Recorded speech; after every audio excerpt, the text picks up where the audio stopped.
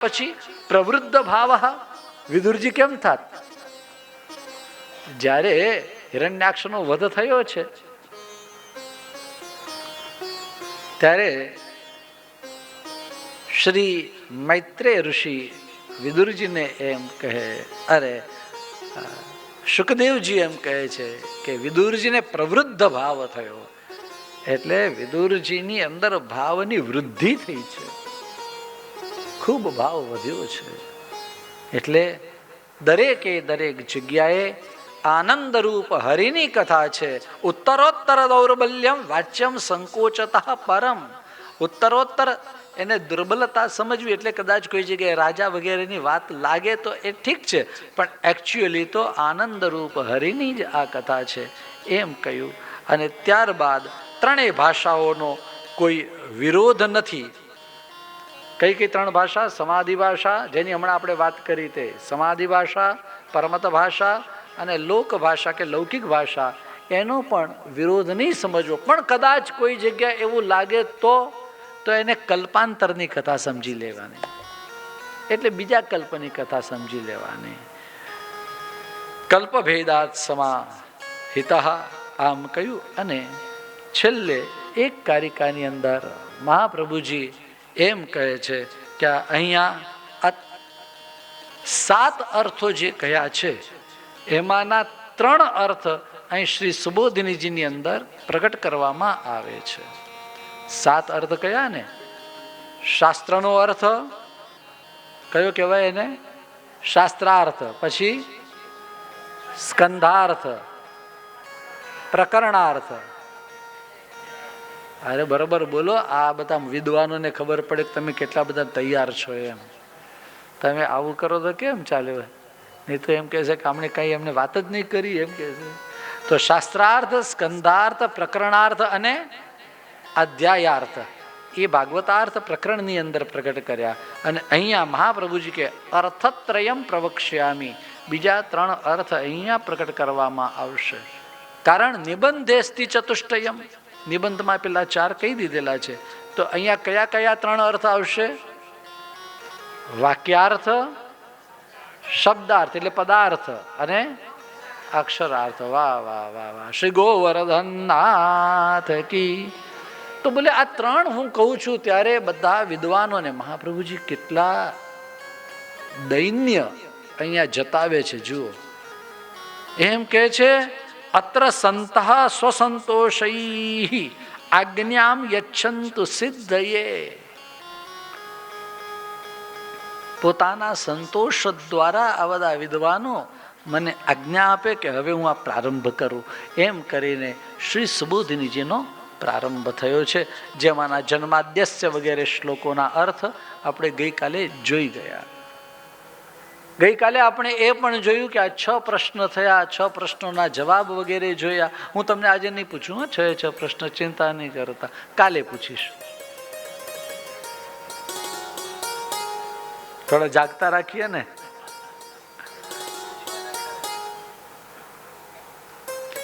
તમારી શું ઈચ્છા છે? ભદ્રેશભાઈ કે છેલ્લે પૂછશો તો ખરા એમ. તો તમારી શું ઈચ્છા છે, પૂછવા કે ના પૂછવા? તો અરે ભાઈ માંડ તમારો આ ઓડિયન્સ મને મળે છે. આ ઓડિયન્સ જેવું મને કોઈ જગ્યાએ, પંકજભાઈ કોઈ જગ્યાએ એમનો ઓડિયન્સ ના મળે. હા ખરેખર અમારા એક મામી છે ને એમ કે અમે બધા માંજેલા છે અહીંયા બધા એમ. તો એ મને બરોબર, એટલે માંજેલા એટલે પાક્કા માંજેલા, એકદમ ચકમકતા છે અને મને ગમે છે. રિયલી આઈ એપ્રિશિએટ. કોઈ આમાં હસવાની વાત નથી, રિયલી.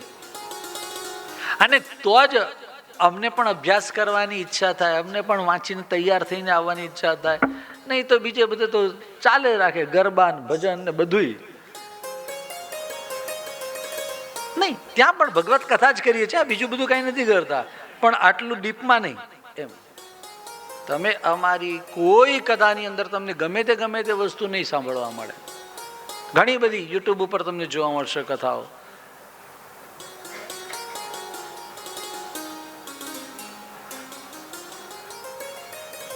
જેટલા શ્રીમદ ભાગવતજીના અધ્યાય છે એટલી કથાઓ થઈ ગઈ. હા 332મી છે એટલે મને યાદ આવ્યું, મહાપ્રભુજી પ્રમાણે એ છે ને લખેલું છે, સ્કંધૈર દ્વાદશભિર યુત સુરતરુ શાખા દ્વિવન્હી દ્વયમ. મહાપ્રભુજી સંખ્યા એ રીતે બતાવી છે, શાખા દ્વિવન્હી દ્વયમ. એટલે સુરતરુ ની જે શાખાઓ છે, બીજી નાની નાની શાખાઓ એ કેટલી છે? દ્વિવન્હી દ્વયમ. દ્વિવન્હી એટલે 3 3 અને પછી દ્વયમ, એમ 332 ની સંખ્યા એ રીતે પ્રકટ કરી છે અહીંયા. એ આખો આંબો એ રીતે કરેલો છે. શ્રીમદ ભાગવતાગમ સુરતરુ લોકે ફલત્વમ ગતો વગેરે કારિકાઓમાં એ રીતે કહેલું છે. એની હમણાં થોડી વાર પહેલા અમારી ચર્ચા થઈ. તો આ અધ્યાયો જેટલી કથાઓ ભગવત કૃપાથી, મહાપ્રભુજીની કૃપાથી એ સિદ્ધ થઈ છે એટલી કથાઓ થઈ. અને એમાંની ઘણી બધી યુટ્યુબ ઉપર છે. તો ગમે તે કથાઓ નહીં, ગમે તે વાત નહીં, પણ લોકોને સમજાવ્યા પછી બીજા સરળ અર્થો અથવા તો લૌકિક શબ્દો કે લૌકિક વાતથી આ સિદ્ધાંત એમના હૃદયારૂઢ થાય એવો પ્રયત્ન આપણે કરતા હોઈએ. પણ અહીંયા હોઈએ તો થોડુંક વાંચીને, થોડું તૈયાર થઈને, થોડી આંબલી ઘસેલી અમારી પોતાની ઉપર, તો અમે પણ થોડા મંજાઈ જાય બરોબર. પણ મને આનંદ આવે છે ખરેખર.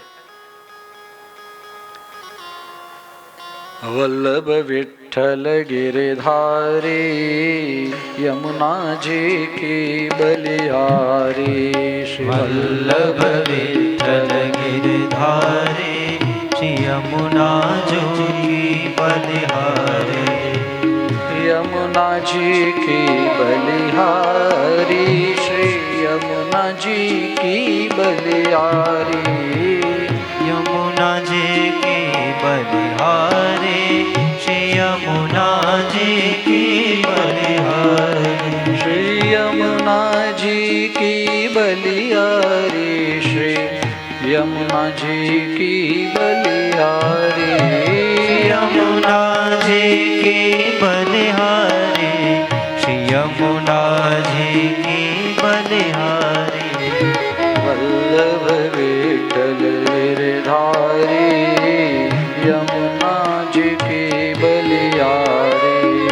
વલ્લભ વિઠ્ઠલ ગિરધારી શ્રી યમુનાજી કી બલિહારી. શ્રી યમુનાજી કી બલિહારી. યમુનાજી કી બલિહારી. શ્રી યમુનાજી કી બલિહારી. યમુનાજી કી બલિહારી. શ્રી વલ્લભાધીશ કી.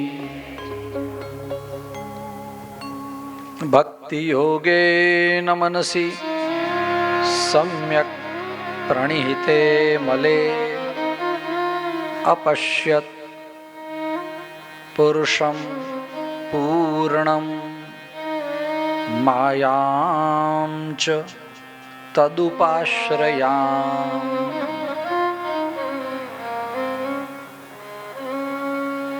ગઈકાલે આપણે વાત કરતા હતા કે નારદજીની પ્રેરણા થઈ. જો નારદજીએ આ સિદ્ધાંત કહ્યો, પણ શ્રી વેદવ્યાસજીના હૃદયમાં એ આરૂઢ નહીં થયો, તો એમણે એમ કહ્યું તો પછી તમે સમાધિના અનુસ્મર તદ્વિચેષ્ટિતમ. ભગવાન કઈ લીલા કરે છે, કઈ રીતે કરે છે, તમે સમાધિમાં તમે જોઈ લ્યો અને નક્કી કરો. તદ વિચેષ્ટિતમ, ભગવદ વિચેષ્ટિતમ. ભગવાન કઈ કઈ લીલા કરે તમે જુઓ. અને એ બ્રહ્મ નદી સરસ્વતી જળના આચમન વગેરે કરી અને એના તટ પર બિરાજમાન થયા અને સમાધિની અંદર જે જોયું તે લખ્યું, તે શ્રીમદ ભાગવત. ઠીક હે બાત. હવે આપણે એ ભાગવતજીની આગળની વાત કરીએ તો અપશ્યત પુરુષમ પૂર્ણમ. શ્રીધરાચાર્યજીના મત પ્રમાણે અપશ્યત પુરુષમ પૂર્વમ છે, અહીંયા પૂર્ણમ. આ પૂર્ણ પ્રભુ પુરુષોત્તમ પ્રભુના દર્શન વેદવ્યાસજીએ કર્યા. ક્યાં કર્યા? સમાધિની અંદર. અને એકલા પ્રભુને નહીં, માયામ ચ તદુપાશ્રિતામ, પેલામાં તદપાશ્રિતામ છે શ્રીધરાચાર્યજીનું. મહાપ્રભુજીના મતાનુસાર તદુપાશ્રિતામ. આપશ્રીએ ગઈકાલે આજ્ઞા કરતા એમ કહ્યું હતું કે શાસ્ત્રીજી એનો વિશેષ અર્થ પણ કહેશે. માયાની વાત કરી હતી, તો હું બહુ વિશેષ અર્થમાં ક્યાં જાઉં, પણ હું તમને બહુ સરળ અર્થ કરી દઉં જે મને સમજાય છે. આ ભગવાનની માયા કેવી છે, વ્યામોહિકા માયા કેવી છે, અને એમ બતાવ્યું કે મામે વયે પ્રપદ્યંતે માયામેતામ તરંતિ તે, એમ જે કહ્યું છે, તો એ પાછી કઈ માયા છે?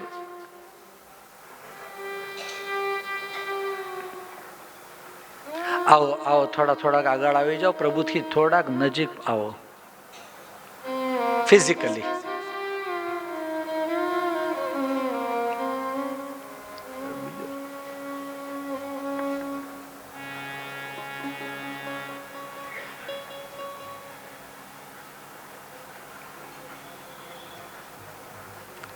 શ્રી કૃષ્ણ કનૈયા લાલ કી. જુઓ, ત્રણ માયાને યાદ રાખો. એક માયા છે એનું નામ આદિ માયા. કઈ માયા છે? આદિ માયા. બીજી છે એનું નામ યોગ માયા, અને ત્રીજી છે એનું નામ મહામાયા, વ્યામોહિકા એટલે મહામાયા. આ આદિ માયા એ કોણ છે? જ્યારે પ્રભુ શ્રી રામચંદ્ર બનીને આવે છે ત્યારે શ્રી સીતાજી એમની આદિ માયા છે. એ કોઈને ફસાવે નહીં, બધાની ઉપર કૃપા જ કરે. જ્યારે પ્રભુ શ્રી કૃષ્ણ સ્વરૂપે પધારે છે ત્યારે શ્રી સ્વામિનીજી સ્વરૂપે આ આદિ માયા આવે. શ્રી રાધાજીના સ્વરૂપે બિરાજે, એ આદિ માયા છે. ક્લિયર? બીજી છે યોગ માયા. યોગ માયા એવી છે કે જ્યારે પ્રભુને અનેકાનેક સ્વરૂપો ધારણ કરવા હોય ત્યારે યોગ માયા ઉપાશ્રિતા, રાસની અંદર અનેક સ્વરૂપો લેવા છે. જ્યારે ખરદૂષણ ત્રિશરાનો વધ કર્યો ત્યારે 14,000 રાક્ષસો સામે લડવા માટે આવેલા, અને ત્યારે સીતાજીને અંદર પધરાવી દીધા ગુફામાં, અને ત્યારે યોગ માયાને પ્રગટ કરી અને પેલા રાક્ષસોને ભગવાન અનેકાનેક સ્વરૂપે દેખાવા લાગ્યા. એને એમ લાગ્યું કે આ રામ આવે, એને મારવા ગયા, તો એના રાક્ષસો જ બધા અંદર અંદર મરવા લાગ્યા. આ યોગ માયા છે. અનેક સ્વરૂપ ધારણ કરવા હોય ત્યારે પ્રભુ જે માયા ને સાથે રાખે છે તે યોગ માયા છે. અને ત્રીજી જે વ્યામોહિકા છે એનું નામ છે મહામાયા. ગઈકાલે આપશ્રી જ્યારે વચનામૃત વરસાવતા હતા ત્યારે શું વાત કરી કે એવી પણ વાત પુરાણોમાં આવે છે કે જ્ઞાનીનામ અપી ચેતાંસી, જ્ઞાનીનામ અપી ચેતાંસી દેવી ભગવતી હિસા બલાદાકૃષ્ય મોહાય મહામાયા. આ મહામાયા મેં જે વાત કરી વ્યામોહિકા છે, એ મહામાયા પ્રયચ્છતિ. પણ એ જ્ઞાની નામ અપી ચેતાંસી થાય, પણ ભક્તા નામ અપી ચેતાંસી નથી.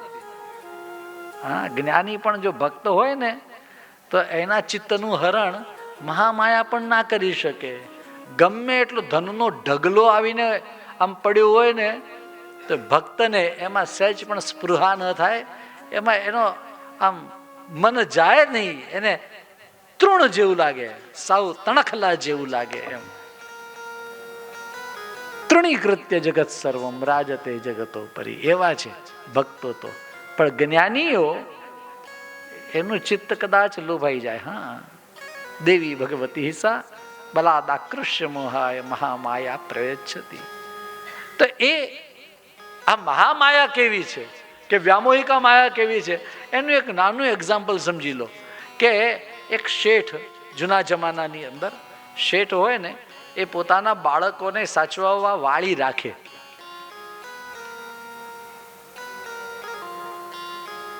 પહેલાના જમાનામાં નાની જ સાચવતી હતી, હવે નેની આવી ગઈ છે.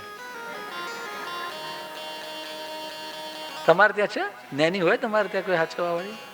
પણ ક્યાંક હશે નેની. તો વાત સાંભળે, નામ તો સાંભળેલું છે ને. તો પહેલા નાની સાચવતા હતા, હવે નેની સાચવી લે છે. તો એ જે નેની છે ને એ આપણા માટે, બધાના માટે મહામાયા છે. એટલે મહામાયા છે ને નેનીનું કામ કરે છે. આપણે સૌ સંતાન કોણા? પ્રભુના. અને સાચવવાનું કામ કોણ કરે? પેલી નેની, એ મહામાયા. એટલે શેઠ વિદેશ ગયા હોય તો આટલી બધી ચોકલેટ્સ લઈને આવે તો એમાંથી પેલી મહામાયા છે નેની એ 1 આપે, 2 આપે, 3 આપે. વધારે ખાવી છે? એક ડાન્સ કર, ચાલ તું આમ કર, સુઈ જા, ચૂપ થા, આમ કર, તેમ કર, બધા કામ એની પાસે કરાવે. તો એને ખાલી ચોકલેટથી કામ થઈ ગયું ને. અને પછી જેમ પેલી નચાવે નેની એની ધાઈમાં, એમ આ નાચે. એ મહામાયા છે. એમ આપણે પણ નાની મોટી ચોકલેટ માટે આપણે નાચતા હોઈએ. મારું આ કામ થઈ જાય, મારું તે કામ થઈ જાય, એવા ફસાઈ જ ગયા હોઈએ. આપણને એમ થાય કે હજુ થોડુંક આટલું કામ કરેલું. નાની એમ કહી દે કે આમાં ઇન્વેસ્ટ કરી લો. પછી એમાં ઇન્વેસ્ટમેન્ટ થઈ જાય, ઓટીપી આપો, ઓટીપી આપ્યો ને ગયો, બમ, મોટો ભડાકો થઈ જાય. બધાય ને છે આ ઈ મહામાયા, એ આપણને ફસાવે. આપશે થોડીક વાત ની આજ્ઞા કરી કે શાસ્ત્રીજી કાલે કહેશે કંઈ, એટલે મને એમ થયું કે આની થોડીક વાત કરી દઈએ. યયા સંમોહિતો જીવ આત્માનમ ત્રિગુણાત્મકમ પરોપી મનુતેન અર્થમ તત્કૃતમ ચાભિપદ્યતે. અરે ભલા માણસ એની અંદર ફસાઈ જાય છે. અને ત્યારે એમાંથી ઉદ્ધાર કરવા માટે શ્રી વેદવ્યાસજીએ સાત્વત સંહિતાની રચના કરી. ગઈકાલે આપણી એ વાત થઈ. અને આ શુકદેવજી મહારાજ બધું જ છોડીને ચાલ્યા ગયા હતા, પરંતુ ભગવાનના ગુણો એવા કે જેનાથી આકર્ષાઈને પાછા આવ્યા, પિતાની પાસે પધાર્યા, એમના ચરણોમાં બેસી શ્રીમદ ભાગવતજીનું આખું અધ્યયન કર્યું. અને છેવટે એમને પ્રભુની અંદર એટલી આસક્તિ. જુઓ, શુકદેવજીને પ્રણામ કરતા 2 શ્લોકો આવે છે એક સાથે.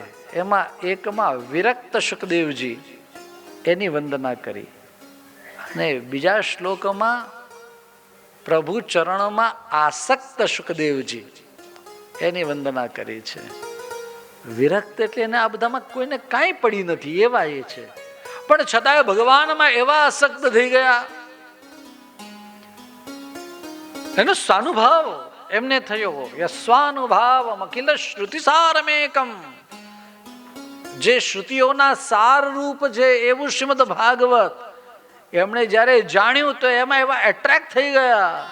ભાઈ, ભગવાનના ગુણ એવા છે કે જે ક્યાંય આસક્ત ન થાય તે વ્યક્તિ પણ પ્રભુની અંદર કે પ્રભુના ગુણોમાં આસક્ત થઈ જાય. એ શ્રી શુકદેવજી મહારાજ આ શ્રીમદ ભાગવત ભણ્યા અને એમણે આ કથા કહી, જે સુત પુરાણીજી સાંભળી રહ્યા હતા. સુત પુરાણીજીને શૌનકાદિ ઋષિએ પ્રશ્ન કર્યા, ત્યારે શૌનકાદિ ઋષિઓને સુતજીએ આ બધી વાત કરી. એટલે કથા કોણે કહી? તો બોલે શુકદેવજીએ કહી. તો એની વાત કરી. કોણે સાંભળી? પરીક્ષિત મહારાજે સાંભળી. આ પરીક્ષિત મહારાજ કેવા, એની વાત કરતા એની પેઢીઓની વાત કરી. એના દાદા કેવા, એના પિતા કેવા, એના પરદાદા કેવા, એના વૃદ્ધ પરદાદા. અરે એની વાત તો રહેવા દો, પણ માં, દાદી, પરદાદી એ બધા કેવા, એની બધાની વાતો કહી. અને પરીક્ષિત મહારાજનો બાયોડેટા એટલે એનો પરિચય આપ્યો છે. પરીક્ષિત મહારાજ પરીક્ષિતોથ રાજર્ષ જન્મ કર્મ વિલાપનમ સંસ્થામ ચ પાંડુપુત્રાણામ વક્ષ્યે કૃષ્ણ કથોદયમ. ભાઈ પરીક્ષિત મહારાજની કથા કહેવાની ક્યાં જરૂર છે? તો બોલે કૃષ્ણ કથોદયમ છે. એટલે પરીક્ષિતની કથા કહેશો તો કૃષ્ણ કથા સાંભળવામાં ઇન્ટરેસ્ટ વધારે જાગશે, એટલા માટે એની જરૂરિયાત છે. આમ કહી અને આખો ક્રમ લીધો છે. યદા મૃધે કૌરવ સૃંજયાનામ વીરેશ્વથો વીર ગતિમ ગતેશુ. ભાઈ કથા તો બહુ લાંબી મોટી છે અને આપણે એમાં મારે ટૂંકું કરવું નથી, પણ મહાભારતની અંદર લાંબી છે, અહીંયા તો ટૂંકમાં કહેલી છે. આ કૌરવો અને સૃંજયોનું યુદ્ધ છે. આપણે કહીએ ને કૌરવો ને પાંડવો, કૌરવો પાંડવોનું કેમ નહીં, સૃંજયોનું યુદ્ધ છે. ડાયરેક્ટ દ્રુપદ ના પુત્ર ધૃષ્ટદ્યુમ્નને પાંડવોએ પોતાનો સેનાપતિ બનાવ્યો છે. યુધિષ્ઠિર મહારાજ નથી સેનાપતિ. બીજા શબ્દોમાં કહું તો કામકાજ બધું યુદ્ધનું પોતાના શાળાને સોંપી દીધું છે પાંડવોએ. નહીં સમજાયું? બધે અત્યારે એ જ ચાલે છે ને. અહીંથી નહીં ત્યાંથી ચાલ્યું આવતું છે, પણ પેલામાં લડવા માટે શાળો આગળ રહેતો હતો એમ. હવે અત્યારે ક્યાં રહે છે ખબર નથી. હા,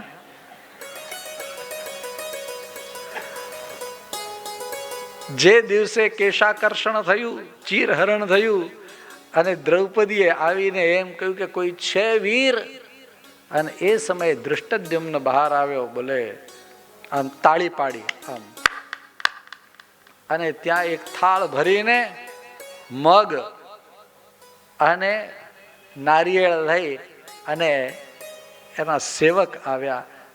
મગને આમ કરીને મગ મુઠ્ઠીમાં ભર્યા, આખા મગ, અને આમ કરીને આમ કર્યું તો એના ચૂરો થઈ ગયો, લોટ થઈ ગયો. એમ પૂછ્યું કે કોઈ છે વીર? આ વીરતા બતાવી. અને નારિયેળને આમ ઉછાળીને આ આંગળીથી આમ જ્યાં ઠોકી, નારિયેળના ફાડચા થઈ ગયા. આ કોઈ વીર છે કે નહીં એ બતાવવા માટે. બેન, તારો ભાઈ જીવતો હોય તું એમ કહે છે કોઈ વીર છે? અને ત્યારે આ દ્રૌપદીએ એમ કહ્યું કે તો ભાઈ તારે લડવાનું છે.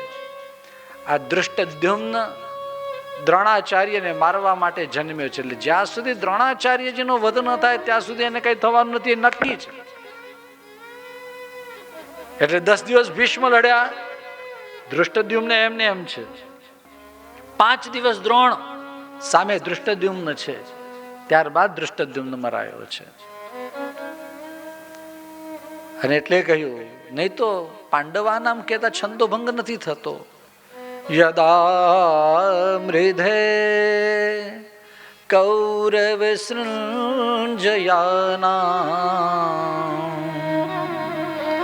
વીરેશ્વથો વીરગતિમ ગતેષુ વૃકોદરા વિદ્ધગદાભિમર્ષ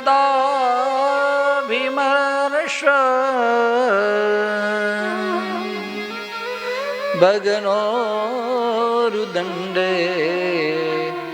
ધૃતરાષ્ટ્રપુત્ર.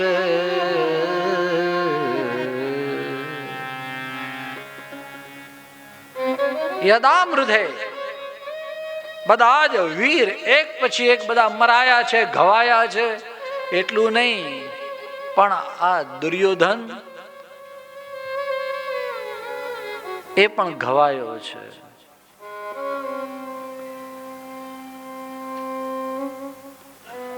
ભીમની પ્રતિજ્ઞા હતી, સંચૂર્ણિતોર યુગલસ્ય સુયોધનસ્ય. ભટ્ટનારાયણ વેણી સંહારની અંદર આ પ્રતિજ્ઞા બતાવે કે દુશાસનના છાતી ચીરીને એની અંદરથી હું લોહી પીશ, અને આની જેણે આમ પોતાની જંગા થાપડી એની જાંગ હું ચૂરે ચૂરા કરી દઈશ. અને આજે એવું બન્યું, ચૂરે ચૂરા થઈ ગઈ. માં ગાંધારીના આશીર્વાદ લેવા માટે ગયેલો દુર્યોધન, ગાંધારીએ કહ્યું એક કામ કર ને દીકરા, 17મા દિવસની વાત છે, કાલે સવારના પહોરની અંદર તું મારી પાસે આવજે, મારી દ્રષ્ટિ પડશે, તારું આખું શરીર વજ્રનું થઈ જશે. અને દુર્યોધન એને કહ્યું ભલે માં, કાલ સવારે બોલો, પણ યાદ રાખજે શરીર ઉપર એક પણ વસ્ત્ર ન હોવું જોઈએ. ભલે માં. આમ કહીને ગયો. સવારના વહેલા 3:30 વાગ્યામાં બ્રાહ્મ મુહૂર્તની અંદર આ જઈ રહ્યો હતો. અને એમાં રસ્તામાં એક માળી મળ્યો. એણે કહ્યું મહારાજ થોડી શરમ કરો, તમે આટલા મોટા મહારાજા રાજા છો, હા તો હું તો માળી છું, આપણા ઘરનો જ છું, પણ આવી રીતે જવાય તમારાથી? કંઈક કપડાં વગેરે પહેરીને જાઓ, સારા લાગો એમ, જ્યાં જતા. બોલે મારે મારી મા પાસે જવું છે, એમાં શું શરમાવાનું? એનો એક વિવેક હોય, મા પાસે જવું હોય તો પણ આ રીતે ના જવાય ને, થોડો તો. પણ માએ કહેલું છે કે કપડાં નહીં પહેરવાના. ભલે તમને જેમ ઠીક લાગે એમ કરો. બાકી હું તમને કહું, આ ફૂલનું સરસ મજાની એક ચડ્ડી છે, આ તમે પહેરી લ્યો તો તમારે કપડું ના કહેવાય, ફૂલ જ કહેવાય ને, કે આ કપડું કહેવાય? ફૂલ જ કહેવાય ને. તો આમાં આ કપડું કહેવાય નહીં, ફૂલનું ફૂલ કહેવાય. એને ખબર હતી સામે વાળો જે દુર્યોધન છે એ ઇંગ્લિશમાં ફૂલ છે.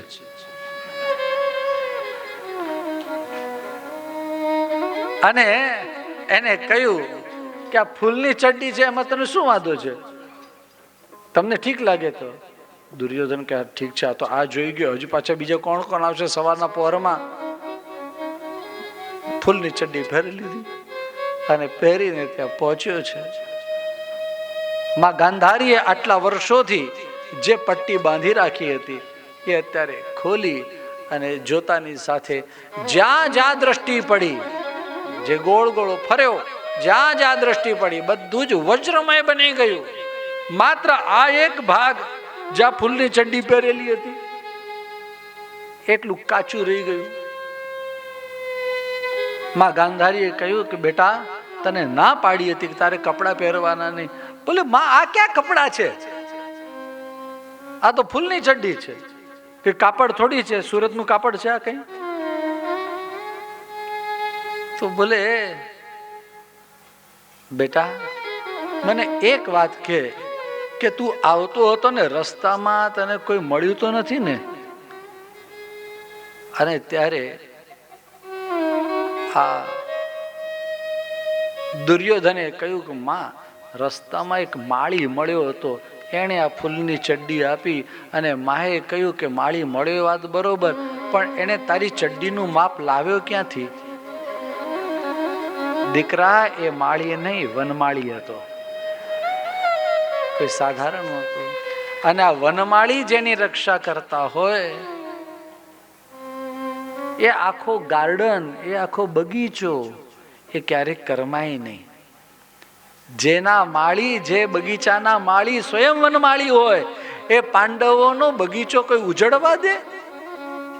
પછી ભલે ને ગર્ભની અંદર આ ફૂલ આવ્યું હોય પરીક્ષિત નામનું, તો એની રક્ષા કરવા માટે પણ આ માળી જ છે.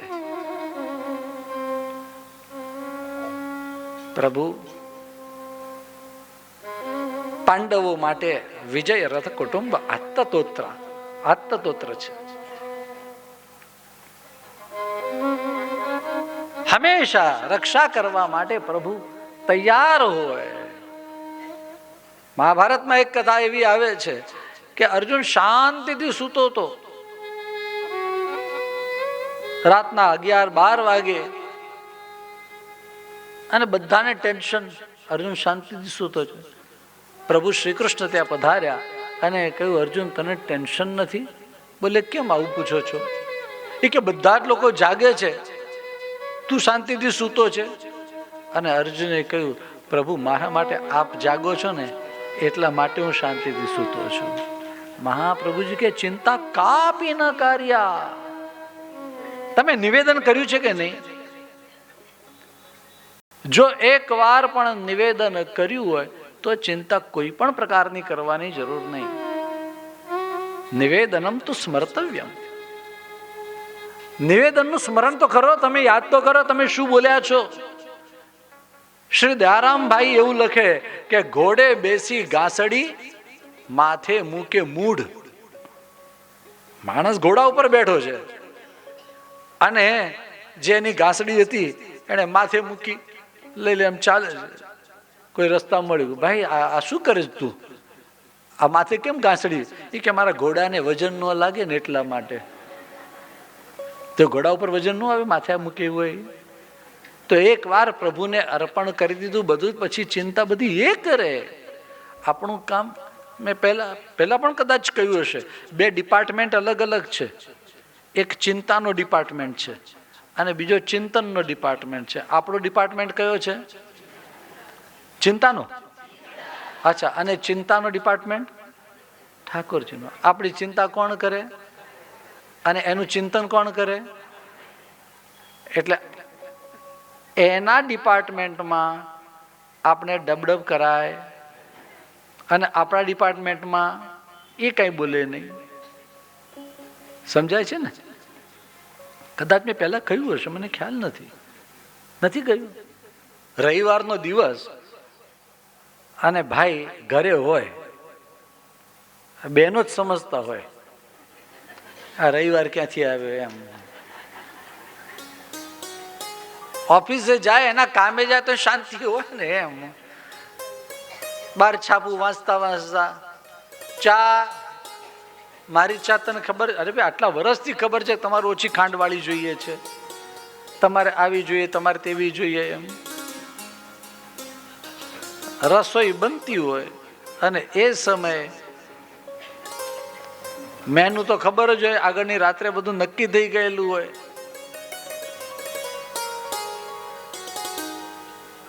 કઢી કરવાની જે ખ્યાલ છે ને, પૂરણપોળી છે આજે, તો ખાંડવી પણ કરજે. હા ભાઈ, ગઈકાલે તો વાત થઈ ગઈ છે. અને કઢી કરે ને ત્યારે સરસ પેલું ઘીનો વઘાર કરજે. હા, મીઠો લીમડો. અરે એમ નહીં, પેલા બોરિયા મરચા આપણે ગયા હતા ને ડીમાર્ટ માંથી લેતા આવેલા, તે બોરિયા મરચા, એનો વઘાર કરજે. અને પછી ઓલા પત્તા, તેજ પત્તા, શું કહેવાય એને? હા, તમે બધું આવડે. મને નથી યાદ રહેતું, નહીં તો હું ઘરમાં બોલું કંઈક. એટલે આટલું એ બધું બોલે. એક વાત સમજો, બધા પુરુષો સાથે હું વાત નથી કરતો, ભાઈઓ જરા અમારે. બહેનો એક વાત કરું, વારંવાર તમને એમ કે કઢીમાં આ પધરાવજો, તે કરજો, આમ કરજો, તેમ કરજો, તો બહેનોને શું હાલત થાય?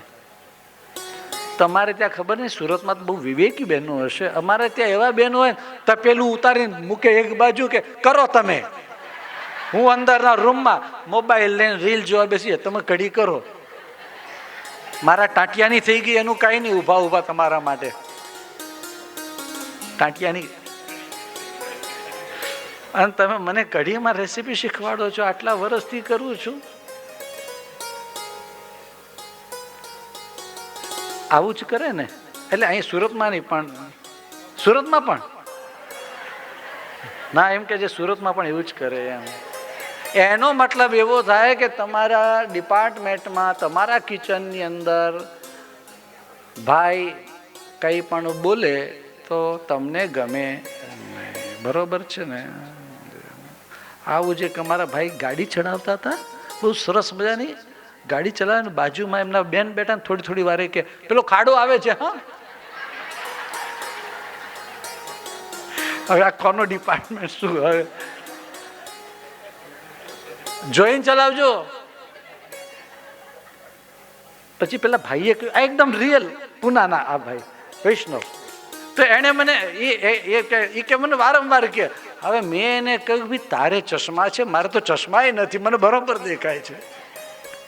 તો જેનો ડિપાર્ટમેન્ટ હોય એને એ ડિપાર્ટમેન્ટ સંભાળી લેવાય, વચમાં બીજા લોકોએ બોલાય.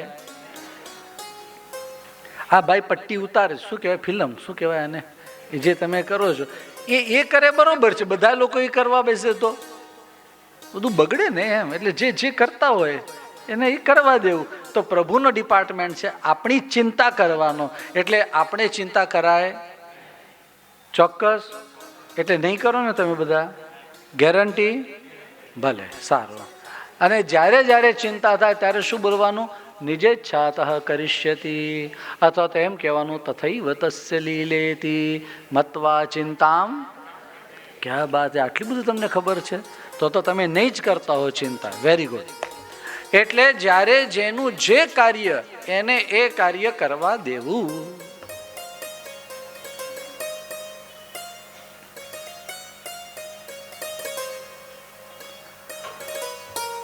અર્જુને સાફ કહી દીધું કે મારી ચિંતા જ્યારે આપ કરો છો, આપ આટલા બધા જાગો છો, પછી મારે ક્યાં જાગવાની જરૂર છે?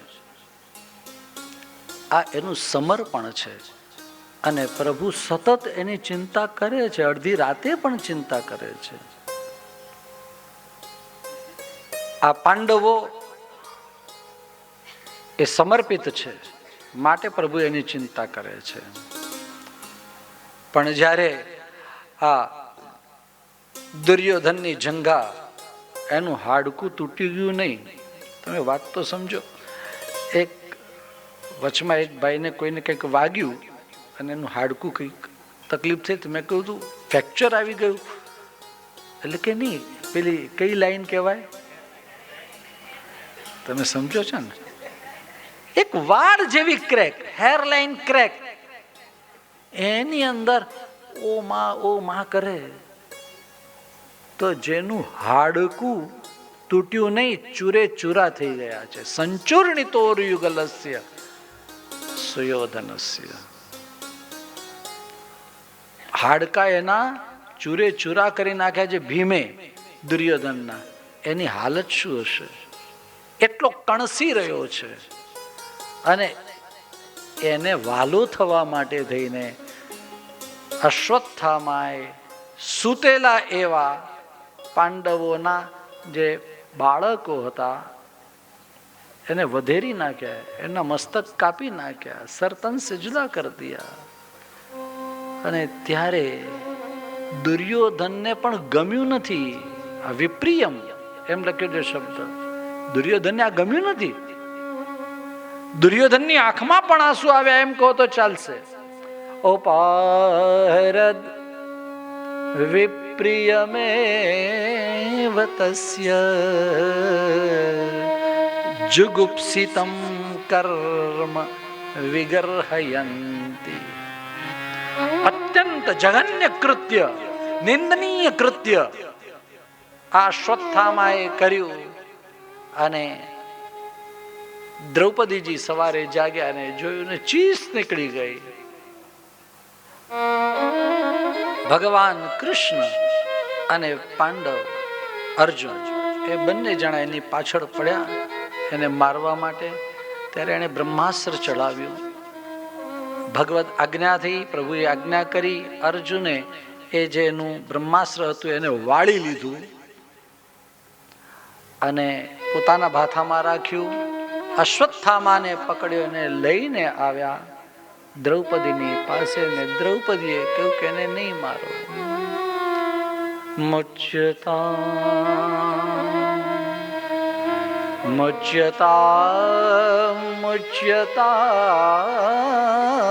મેષ બ્રાહ્મણો નિતરામ ગુરુ. ઉસે મત મારો, છોડ દો. ઘણા બધા કારણો આપ્યા અને કહ્યું એને છોડી દો. શું કરવું? શાસ્ત્ર એમ કહે છે કે બ્રાહ્મણને ન મારવો જોઈએ, અને આજ શાસ્ત્ર એમ પણ કહે છે કે આતતાઈને ના છોડવો જોઈએ. ક્યાં કિયા જાય? अर्जुन द्विधा में है. भगवान ने इशारा किया. अर्जुन ने इशारो કરીને ભગવાને યાદ દેવડાવ્યું. ભૂલી ગયો 18 દિવસ પહેલા તને ભગવદ્ ગીતા કહી હતી ત્યારે શું કહ્યું હતું? સંભાવિતસ્ય ચાકીર્તિ મરણાદ અતિરિચ્યતે. એની અપકીર્તિ થાય બહુ મોટી વસ્તુ છે. અને ભગવાન ના હૃદયની અંદર રહેલી વાત અર્જુન સમજી ગયો. હાર્દમ એવો શબ્દ કહેવાય. અર્જુન સમજી ગયો. ભેટમાંથી કટાર કાઢી, માથાનો મણી કાઢી નાખ્યો, મસ્તકના વાળ કાઢી એને અપમાનિત કરીને કાઢી મૂક્યો. જેનું અપમાન થાય એના કરતા મોટું મૃત્યુ પણ નથી. મરણાદ અતિરિચ્યતે. અને ત્યારે અશ્વત્થામાને ભારોભાર લાગી આવ્યો છે. અને અશ્વત્થામાએ એ સમય ફરી પાછું બ્રહ્માસ્ત્રનું અનુસંધાન કર્યું. 2 વાર બ્રહ્માસ્ત્રનું અનુસંધાન થયું. મહાપ્રભુજી શ્રી ભાગવતાર્થ પ્રકરણની અંદર આજ્ઞા કરે છે કે 2 પ્રકારનું બ્રહ્માસ્ત્ર છે.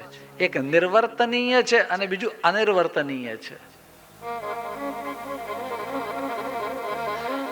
આ નિર્વર્તનીય છે એ બ્રહ્માસ્ત્રને તો અર્જુને આમ વાળીને પોતાની અંદર લઈ લીધું. આજકાલ ઘણી બધી મિસાઇલ્સ વગેરે છે, બ્રહ્મોસ વગેરે. એને તમે એકવાર ઓર્ડર આપો એટલે ત્યાં જે તે ટાર્ગેટ ઉપર જઈને પહોંચે એને ખલાસ કરી નાખે. સારી વસ્તુ છે. પણ એવી કોઈ એવા એના કમાન્ડ્સ કોઈ છે કે નહીં મને ખબર નથી. કે એ પાછું ટર્ન થઈને કદાચ એમ થાય કે નહીં આપણે નથી નાખવી, એકવાર છૂટી ગયું, ફરી પાછું લાવી દેવું છે તો એ પાછી આવી જાય મિસાઇલ, એની જગ્યાએ રીસેટ થઈ જાય. That is not possible. કદાચ એવી કોઈ મિસાઇલ કે એવું કંઈ પણ આગળ ડેવલપમેન્ટ થયું હોય તો મને આઈડિયા નથી, મને ખબર નથી, તમને કદાચ કંઈ ખબર હોય તો. પણ આ બ્રહ્માસ્ત્ર આવા પ્રકારના હતા. એક નિર્વર્તનીય પણ હતું ને અનિર્વર્તનીય પણ હતું. તો જે નિર્વર્તનીય હતું, અચ્છા, એને અશ્વત્થામાએ પાછું નથી વાળ્યું. પહેલું જે હતું એને અર્જુને પાછું વાળ્યું અને અર્જુને પોતાના તાબામાં કરી લીધું. એટલે દાખલા તરીકે આપણા ઉપર કોઈએ મિસાઇલ છોડ્યું હોય અને એને આપણે કંટ્રોલ કરી લઈએ અને આપણા શસ્ત્રાગારની અંદર એ આવી જાય, એના જેવું થયું. પણ આ બીજી વખતની જે મિસાઇલ, બીજી વખતનું જે બ્રહ્માસ્ત્ર છોડ્યું એ અનિર્વર્તનીય છે. છૂટ્યું ખરું, પણ હવે પાછું વળે એમ નથી. કોઈનાથી પણ નહીં, નોટ ઇવન અર્જુન દ્વારા પણ નહીં. એ સમયે શું કરવું? જો આ દ્રૌપદીની વાત કરી, દ્રૌપદી દયાના મૂર્તિ છે, દયાની દેવી છે. એ દયાની દેવી હોવાના લીધે અશ્વત્થામાને જવા દીધો, નહીં તો મારી નાખ્યો હોત તો આ વસ્તુ ના આવત. અને આ અશ્વત્થામાએ બીજી વાર બ્રહ્માસ્ત્ર છોડ્યું. અને બ્રહ્માસ્ત્ર છોડ્યું તો પણ ક્યાં છોડ્યું? ઉત્તરાના ગર્ભ તરફ છોડ્યું. ઉત્તરાના ગર્ભ તરફ એટલા માટે છોડ્યું કે એને એમ થયું કે આ પાંડવો તો બધા ઘરડા થઈ ગયા છે, આજ નહીં તો કાલે મરવાના. એના 5 દીકરાઓ એ તો બધા મરી ગયા.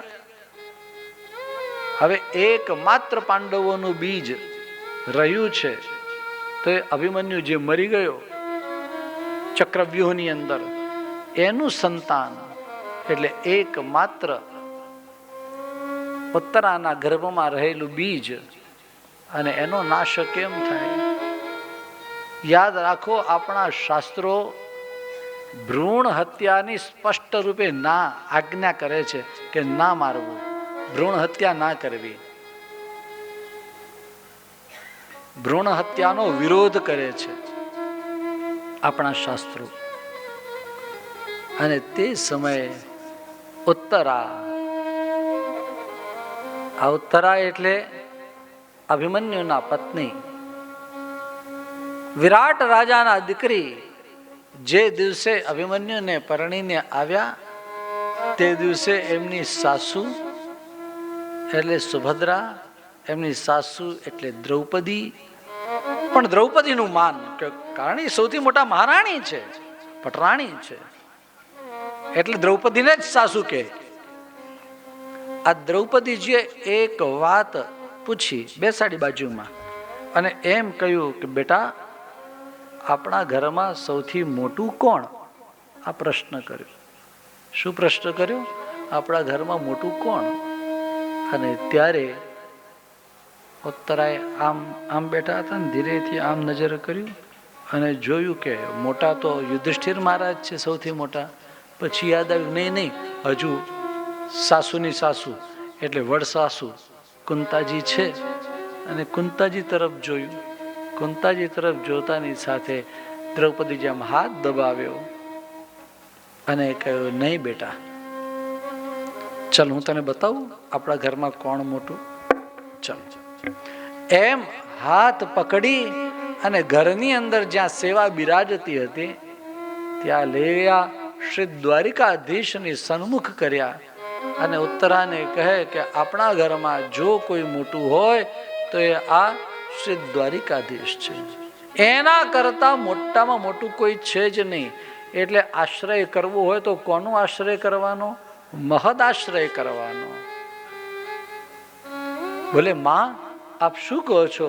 અને ત્યારે દ્રૌપદીજીએ કહ્યું કે બેટા, હું તને શું વાત કરું? મારા જીવનની અત્યંત મર્મસ્પર્શી વાત મારે જો કરવી હોય તો એ છે કે જે દિવસે મારા 5 મહારથી પતિઓ એ મને હારી બેઠા જુગારની અંદર, અને પેલો દુષ્ટ દુશાસન મારો ચોટલું પકડીને મને ખેંચીને લાવ્યો. અરે આપણો એકાદ વાળ ખેંચાય તો આપણને કેટલી પીડા થાય, અને ચોટલો ખેંચીને મને લઈને આવ્યો ભર સભાની અંદર. અચ્છા, એ સમય હું એક વસ્ત્ર હતી, એટલે એક જ મેં વસ્ત્ર આખું પહેરેલું, એક જ વસ્ત્રથી આખા શરીરને ઢાંકેલું. કારણ એ સમયમાં બીજે ક્યાંય અડકવાનું નહીં એવા મારા દિવસો ચાલતા હતા. 4 દિવસ હોય ને તે. અને ત્યારે એનો સ્પર્શ ન થાય છતાં આ દુષ્ટ દુશાસન એ મને લઈને આવ્યો. ભર સભાની અંદર સાડી ખેંચવા લાગ્યો. સાધારણ રીતે આપણું કોઈ સગું ના થતું હોય ને, એવી પણ બેન દીકરી એમ જતી હોય અને કોઈ એને છેડે તો આપણું આમ જીવ ઉકળી જાય.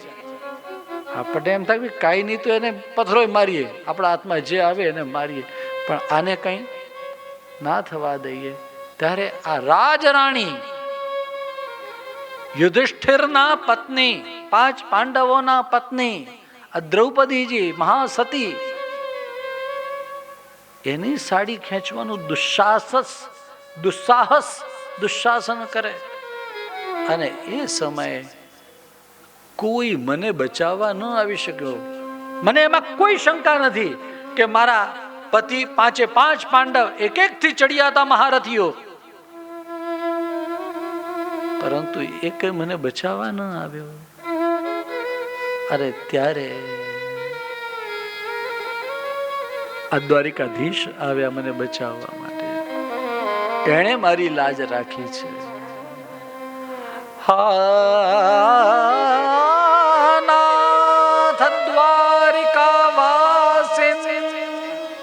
જ્યારે મેં પુકાર કર્યો અને ત્યારે કરુણા કરી, કરુણા કરી દ્રૌપદી પુકારી.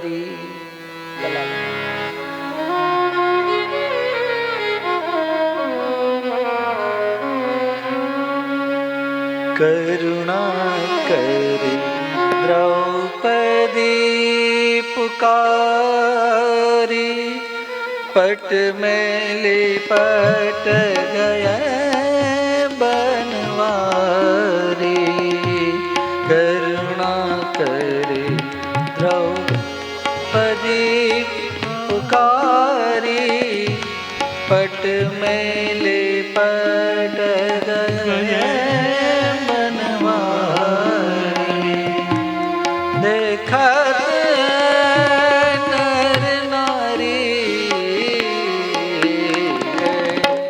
માધવ મદન મુરારી. માધવ મદન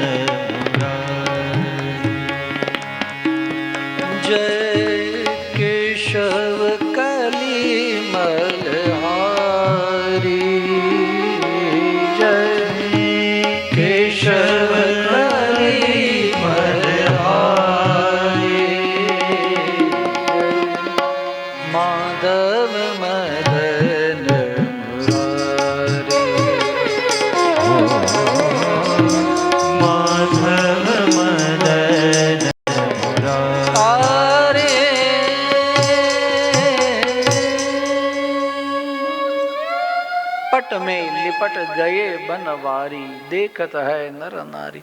દ્રૌપદીજી કહે કે એના સિવાય બીજું કોઈ એવું નથી કે જેનો આશ્રય કરવો જોઈએ, એટલે એકમાત્ર અનન્ય આશ્રય શ્રીજીનો જ કરવો, શ્રી ઠાકુરજીનો કરવો. મહાપ્રભુજી આજ્ઞા કરે કે અલ્પાશ્રયો ન કર્તવ્ય, કર્તવ્યો મહદાશ્રય. મોટાનો આશ્રય કરવો તો આપણા ઘરમાં મોટું કોણ? આ દ્વારિકાનાથ, આપણા શ્રીજી.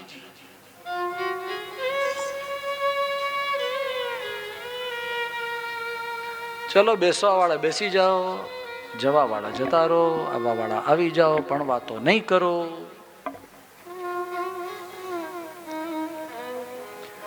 આ દ્રૌપદીજીના સંસ્કાર છે, યાદ રાખો. હજુ તો કાલે પરણીને આવી છે ઉત્તરા, અને દ્રૌપદીજી કેવા સંસ્કાર આપે છે કે બેટા બધું ભૂલાય તો ચાલશે, પણ પ્રભુ ના ભૂલાય એ ધ્યાન રાખજો. આ ઉત્તરા એ સમયે જ્યારે પેલું બ્રહ્માસ્ત્ર આવ્યું ને અનિર્વર્તનીય, ત્યારે બીજા 5 પાંડવો તો આમ તૈયાર થઈ ગયા કે અમે અમારી રક્ષા કરી લઈશું. અમારી રક્ષા પણ આ બાળકનું શું? ત્યારે ખબર પડી કે બધા જ સ્વાર્થના સગા છે. ત્યારે ઉત્તરાજીની રક્ષા કોણ કરે? અને ઉત્તરાજીએ ભગવાનની સ્તુતિ કરી 2 શ્લોકની અંદર. પાહી પાહી મહાયોગીન દેવ દેવ જગતપતે નાન્યમ તદભયમ પશ્ય યત્ર મૃત્યુ પરસ્પરમ અભિદ્રવતી મામીશ શરસ્તપ્તાય સોયભો કામમ દહતુ મામ નાત. મેં મર જાવા કોઈ બાત નહીં, હું મરી જાઉં વાંધો નહીં, હું બળી જાઉં વાંધો નહીં, પણ મારા ગર્ભને કાંઈ ન થાય. મામે ગર્ભો નિપાત્યતામ. પ્રભુને આ પ્રાર્થના કરી અને પ્રભુએ આ પ્રાર્થના સાંભળી. જો કેટલા કૃપાળુ છે પ્રભુ. પ્રાર્થના કોણે કરી? ઉત્તરાએ. અને પ્રભુએ રક્ષા કોની કરી? પરીક્ષિત નહીં. પરીક્ષિતે તો પ્રાર્થના એ નથી કરી કે પ્રભુ મારી રક્ષા કરજો. ये ठाकुर जी की कृपा है, याद रखो. हम मांगे और दे, इसमें कौन सा बड़प्पन है तेरा? हाथ मारा फैलाऊं तो तारी खुदाई दूर નથી, પણ હું માંગુ અને તું આપે એ વાત મને મંજૂર નથી. ભલે લૌકિક શેર છે પણ છતાંય બહુ મહત્વનો છે. આપણે તો કઈ માગવું જ નહીં. निजेच्छातः करिष्यति. ठीक से ध्यान में रहे. निजेच्छातः અને તથૈવ તસ્ય લીલેતિ. એ ઠીક से ध्यान में रहे. પુષ્ટિની અંદર વિવેક ધૈર્ય અને આશ્રય સિદ્ધ ન થયું ને તો એ વ્યક્તિ પુષ્ટિમાં આવ્યો જ નહીં. એનું પગલું જ એ છે. સૌથી પહેલું નિવેદન, અને નિવેદન કર્યા પછી સતત એ નિવેદનને યાદ રાખવું. તમે જ્યારે શ્રી કૃષ્ણાશ્રયને જોશો અને વિવેક ધૈર્ય આશ્રય જોશો તો ઘણું બધું એમાં અમુક સિદ્ધાંતો ઘણા બધા સિમિલર છે. કારણ કે પેલાની અંદર પણ લાસ્ટમાં તો આશ્રય જ છે. ધૈર્ય એવું કે સહન કરતા જ રહેવું. ક્યાં સુધી? ઓહો, ઘણી વાર ઘણા લોકો એમ પૂછે કે ભાઈ અમે તો આટલા વર્ષો તો હવે સહન કર્યું, હવે ક્યાં સુધી અમારે કરવાનું? અરે આટલા બધા વર્ષો સહન કર્યું અને હવે તમે ધીરજ છોડી દીધી, ક્યાં સુધી? આમૃતે મરણ ના આવે ત્યાં સુધી સહન કરવાનું. નહીં તો દ્રઢ આશ્રય કેમ કહેવાય? જય હરિ કરશે એ મમ હિતનો, જય હરિ કરશે તે મમ હિતનો, જય હરિ કરશે એ મમ હિતનો, જય હરિ કરશે એ મમ હિતનો, એ નિશ્ચય. ठीक से ध्यान में रखना, ये निश्चय. અને જ્યાં આ નિશ્ચયનો મહેલ છે ત્યાં જ શ્રીજી બાવાનો નિવાસ છે. ठीक से ध्यान में रहे। ए निश्चय बदलाय नहीं, निश्चय बदलाय नहीं, एह भरोसो जाय नहीं, एह भरोસો જાય નહીં. માત્ર અને માત્ર પ્રભુનો ભરોસો અને આ નિશ્ચય ઉત્તરાના રક્ષણ માટે થઈ પ્રભુ નથી પધાર્યા, પરીક્ષિતના રક્ષણ માટે પધાર્યા. પણ એક સાધે સબ સદે પરીક્ષિતના રક્ષણ પ્રભુએ કર્યા. એ પરીક્ષિતની કથા આગળ આવશે. રક્ષણ કર્યું.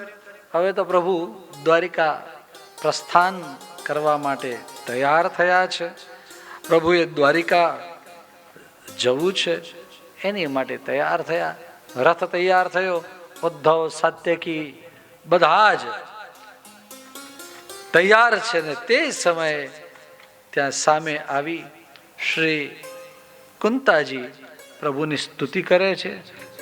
પ્રયાણાભિમુખમ રથમ, રથ તૈયાર હતો.